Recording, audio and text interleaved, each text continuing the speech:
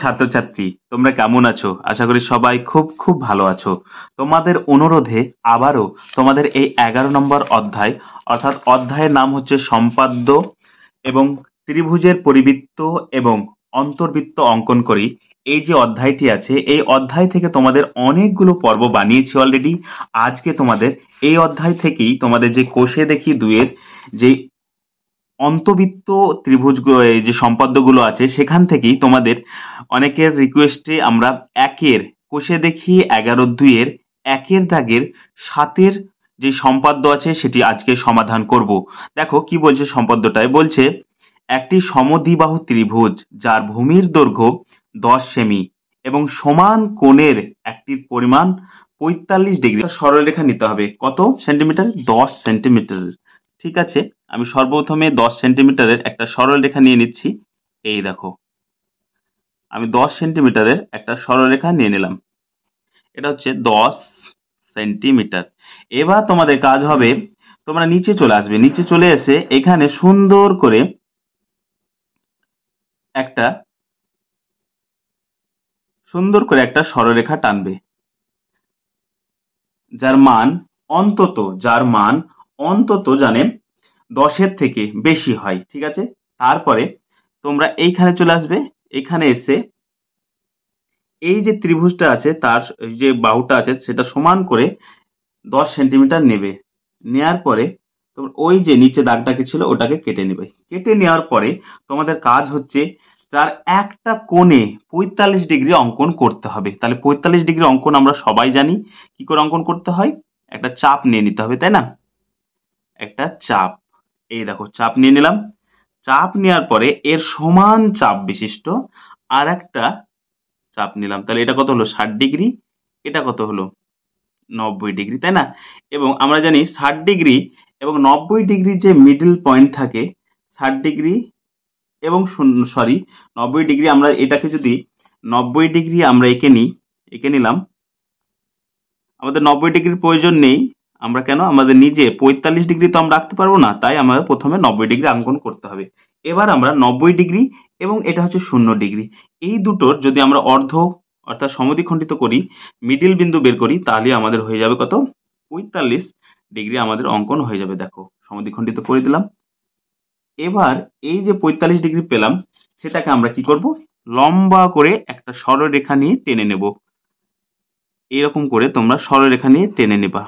ঠিক আছে, টেনে নেওয়ার পরে তোমাদের কাজ হচ্ছে এই যে 10 সেন্টিমিটার নিচের ভূমিটা ছিল সেটা সমান করে আবার নিয়ে নিতে হবে। নেয়ার পরে তোমরা ওপরের যে 10 সেন্টিমিটার পেয়েছো, এবার এটাকে কেটে নিবা। কেটে নেওয়ার পরে আমার এটা একটু ছোট হয়ে গেল, আমি আবারও তোমাদের দেখাচ্ছি টেনে।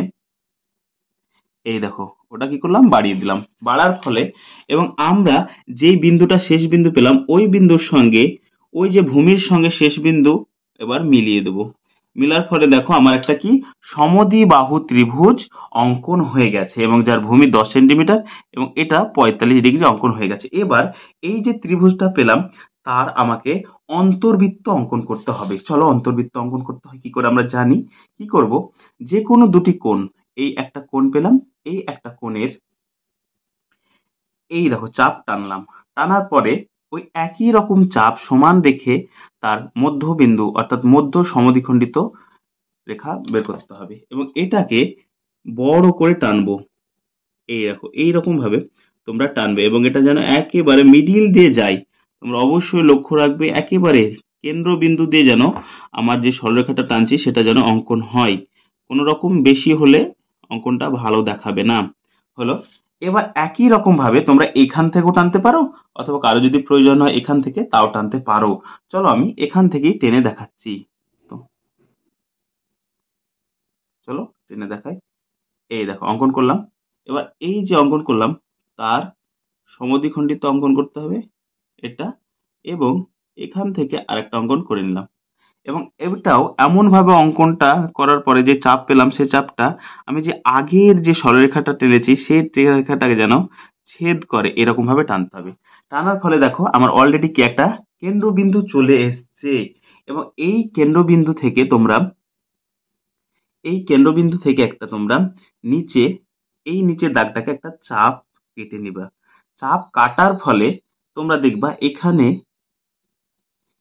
একটা এইরকম চাপ কাটবে এবং এখান থেকে বসিয়ে নিচে একটা চাপ কাটবে। কাটার ফলে তোমরা ওই যে সেন্টার ছিল, বিন্দু ছিল, তার সঙ্গে এটা একবার লম্ব করে জাস্ট এইটুকু একটা দাগ টেনে নিবে। টেনে নেওয়ার পরে ওই যে কেন্দ্র আছে সেটার সঙ্গে এই দাগের দৈর্ঘ্যটা সমান করবে। এই দাগের দৈর্ঘ্যটা সমান করবে। সমান করে জাস্ট কিচ্ছু না, ঘুরিয়ে দাও, জাস্ট ঘুরিয়ে দাও। ঘুরিয়ে দিলেই তোমাদের অন্তর্বৃত্ত অঙ্কন কমপ্লিট। আমারটা একটু ছোট হয়ে গেল, সেটা আমি মেকআপ করে দিচ্ছি। তোমরা চেষ্টা করবে, ট্রাই করবে, দেখবে একই প্রসেস। এ হয়ে গেল আমাদের অন্তর্বৃত্ত অঙ্কন। যদি তোমাদের ভালো লাগে আমি এবার নামগুলো দিয়ে দিচ্ছি। এটা হচ্ছে ও, এটা মনে করলাম এ, এটা বি, এটা সি, এটা ডি বিন্দু। তাহলে আমি কি পেলাম? আমি 10 সেন্টিমিটার বাহু বিশিষ্ট অর্থাৎ ভূমি বিশিষ্ট একটি অন্তর্বৃত্ত আমরা অঙ্কন করে ফেললাম। এবং আমরা যদি বলতে পারি, অনেক সময় কি বলে, এই দৈর্ঘ্যটা মান আমাদের বের করতে বলে। এই দৈর্ঘ্যটা কত এসছে? এসছে 2.5। কত এসছে? 2.5। তাহলে আমি বলতে পারি ওডি সমান সমান 2.5 সেমি ব্যাসার্ধ বিশিষ্ট অন্তর্বৃত্ত অঙ্কন করা হলো। আমরা অলরেডি আজকে তোমাদের দশম শ্রেণী থেকে 11-2 অর্থাৎ সম্পাদ্য যে ত্রিভুজের পরিবৃত্ত এবং অন্তর্বৃত্ত অধ্যায়টি আছে, সেখান থেকে তোমাদের 11-2 এর কোষে দেখে 11-2 এর 1-7 দাগের সম্পাদ্যটি অঙ্কন করে দেখালাম। যদি এইরকম পর্ব আরো অনেক আছে আমাদের চ্যানেলে, যদি তোমাদের ভালো লাগে অবশ্যই আমাদের চ্যানেলের সঙ্গে জুড়ে যেও। খুব শীঘ্রই আসছি নতুন কোনো পর্ব নিয়ে।